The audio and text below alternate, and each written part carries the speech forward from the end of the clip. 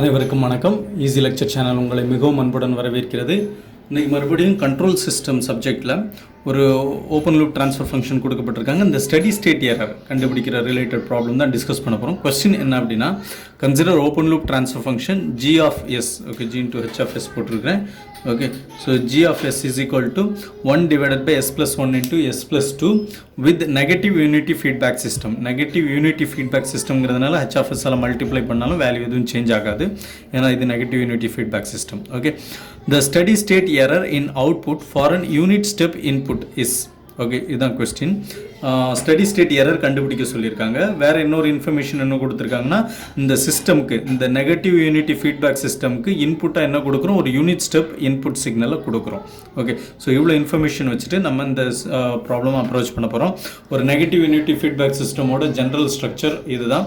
RFS input signal, ஒரு summing point இருக்கும், open loop transfer function இருக்கும், CFS ஒரு பிரான்ச்சிங் பாயிண்ட். இதுலேருந்து ஒரு ஃபீட்பேக் லூப் எடுத்து இங்கே சம்மிங் பாயிண்ட்டோட சப்ராக்டருக்கு கொடுக்குறோம். இங்கே நெகட்டிவ் யூனிட்டி ஃபீட்பேக் சிஸ்டம்ங்கிறதுனால ஃபீட்பேக் லூப் கெயின் வந்து 1 இருக்கும். ஓகே, ஸோ அது எந்த ஒரு வேல்யூவும் இருக்காது, அதனால தான் அது நெகட்டிவ் யூனிட்டி ஃபீட்பேக் சிஸ்டம்னு சொல்கிறோம். இப்போது இதுக்கு GFS ஓப்பன் லூப் ட்ரான்ஸ்ஃபர் ஃபங்க்ஷனோட வேல்யூ என்னென்னா, GFS is equal to 1 divided by s plus 1 into s plus 2. Okay, இதில் வந்து R of t இன்புட் நம்ம என்ன கொடுக்குறோம், யூனிட் ஸ்டெப் இன்புட் கொடுக்குறோம் அப்படின்னு கொஸ்டின்லேயே கொடுக்கப்பட்டிருக்கு. அது U of t, அதுக்கு லேப்லாஸ் ட்ரான்ஸ்ஃபார்ம் எடுத்தோம்னா R of s is equal to 1 by s. Okay, so unit step input கொடுத்தோம் அப்படின்னா அதுக்கு ஸ்டடி ஸ்டேட் எரர் என்னவா இருக்கும்னு நம்ம ஏற்கனவே தேவையான அளவு பார்த்துருக்குறோம். இதுக்கு முந்தைய வீடியோவில் analysis of steady state error for unity feedback சிஸ்டமில் நம்ம அதை பார்த்துருக்குறோம். ஓகே, ஸ்டடி ஸ்டேட் எரர் வந்து யூனிட் ஸ்டெப் இன்புட்டாக இருந்தால் 1 divided by 1 plus kp. கேபிங்கிறது பொசிஷனல் எரர் கோஎஃபிஷியன்ட். ஓகே, இது யூனிட் ரேம்ப் இன்புட்டாக இருந்தால் ஸ்டடி ஸ்டேட் எரர் என்ன வரும்னா 1 divided by kv வரும்.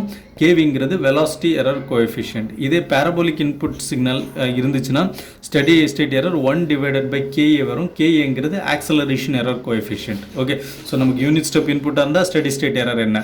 Okay, it is related to positional error coefficient. Then அது சிஸ்டம் எந்த மாதிரியான சிஸ்டமாக இருக்குன்னா கண்டிப்பாக டைப் 0 சிஸ்டமாக தான் இருக்கும். ஓகே, ஸோ கேபிங்கிறது பொசிஷனல் எரர் கோஎஃபிஷியன்ட். அது கண்டுபிடிக்கிறதுக்கு kp equal to limit s tends to 0 in open loop transfer function GFS. GFSல s tends to 0 substitute பண்ணால் நமக்கு kp கிடச்சிடும், பொசிஷனல் எரர் கோஎஃபிஷியன்ட் கிடச்சிடும். வெலாசிட்டி எரர் கோஎஃபிஷியன்ட் kv கண்டுபிடிக்கிறதுக்கு limit s tends to 0 s into GFS. Acceleration error coefficient கண்டுபிடிக்கிறதுக்கு k equal to limit s tends to 0 s square into GFS. நம்ம இங்கே கண்டுபிடிக்க வேண்டியது பொசிஷனல் எரர் கோஎஃபிஷியன்ட் kp மட்டும்தான்.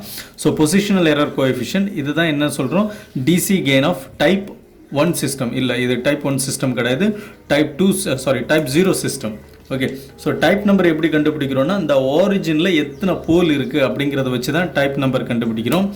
இங்கே ஆரிஜினில் எந்த ஒரு போலுமே இல்லாதனால இது டைப் 0 சிஸ்டம். டைப் 0 சிஸ்டம்க்கு தான் பொசிஷனல் எரர் கோஎஃபிஷியன்ட் வந்து related.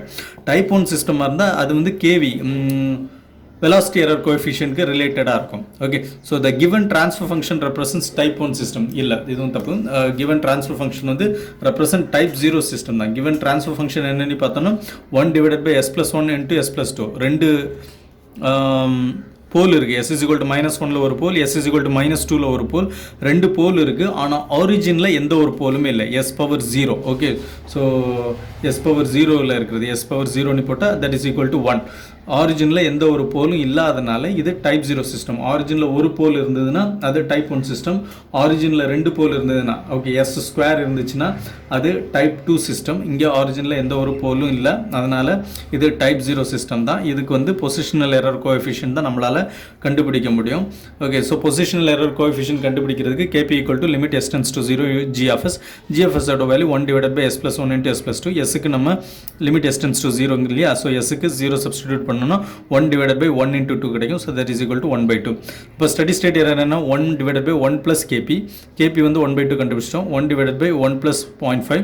So 1 divided by 1.5 that is equal to 2 by 3 that is equal to 0.67. So study state error இந்த ப்ராப்ளம்க்கு 0.67 அப்படிங்கிறது நம்ம கண்டுபிடிச்சிருக்கோம். ஓகே, ஸோ இப்போது ஒரு ஓப்பன் லூப் ட்ரான்ஸ்ஃபர் ஃபங்க்ஷன் கொடுத்தாங்கன்னா அது எந்த மாதிரியான சிஸ்டம், அது டைப் 0 சிஸ்டமாக, டைப் நம்பர் கண்டுபிடிக்கிறது ரொம்ப அவசியம். தென் அதை வச்சு ஸ்டெடி ஸ்டேட் எரரும் நம்ம கண்டுபிடிச்சிடலாம், அதோட டிசி கெயினும் கண்டுபிடிச்சிடலாம்.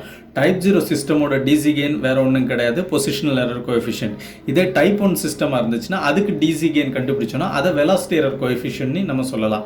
அதே மாதிரி ஒரு டைப் 2 சிஸ்டமாக இருந்தால் அதுக்கு நம்ம டிசி கெயின் கண்டுபிடிச்சோன்னா அதை ஆக்சலரேஷன் எரர் கோஎஃபிஷியன்ட் அப்படின்னு சொல்லலாம். ஸோ இதெல்லாம் இது ஒவ்வொரு டேர்மும் ஒவ்வொன்றுக்குள்ளே ரிலேட்டட், இன்டர் ரிலேட்டட்.